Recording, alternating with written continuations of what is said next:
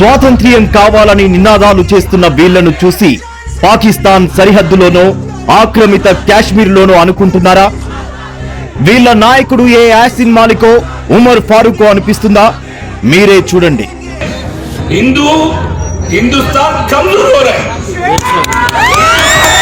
बांग्लादेश से इधर आने वाले को मैं पनाह देता हूँ बोल के, अरे सोचो, उधर से इधर आने वाले नहीं, इधर से उधर नहीं जाने के थे। देखो पहले तो हिंदुस्तान की हालत तो ऐसे बन गए, उधर से इधर आने का नहीं है।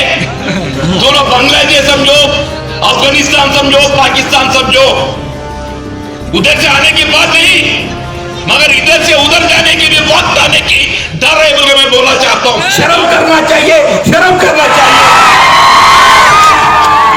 ప్రపంచమంతా భారతదేశాన్ని కీర్తిస్తుంటే మనల్ని మనమే కించపరుచుకునే ఇలాంటి వాళ్ళ నుంచి మన దేశాన్ని ఎవరు రక్షించాలి? ధర్మో రక్షతి రక్షితః.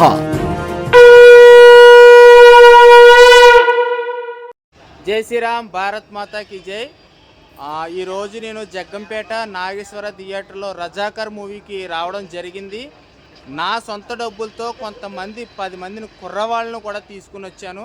మరి జగ్గంపేటలో ఉన్న మండలంలో హిందువులు ఎవరో లేరా? మన హిందువుల్ని ఎలా చంపారో, మన హిందూ ఆడవాళ్ళని ఎలా మానభంగాలు చేశారో ఒక డైరెక్టర్ ధైర్యం చేసి మరి ఈ చిత్రాన్ని నిర్మిస్తే హిందువులు సపోర్ట్ చేయట్లేదు. రేపొద్దున్న ఇదే మళ్ళీ రిపీట్ అయిందనుకో, మీ మానాలు మీ ప్రాణాలు కూడా మిగలవు. ఈ చిత్రం చూసి ఈ చిత్రం తీసిన డైరెక్ట్కి సపోర్ట్ చేస్తే మనం మన ధర్మం మనం బాగుంటాం. లేదనుకో మళ్ళీ రిపీట్. ఓకేనా? నేను నాగేశ్వర థియేటర్లో ఉన్నాను. కుదిరితే హిందువులు ఎవరైనా ఉంటే కనుక ఈ సినిమాని విజయవంతం చేయండి. అందరికీ జై శ్రీరామ్. కావాలంటే నా డబ్బులు ఇస్తాను, మీరు వస్తానంటేనండి. నేను భిక్షాటన చేసుకున్న డబ్బులతో మీకు టికెట్లు కొంటా సినిమా చూస్తానంటే. జై శ్రీరామ్.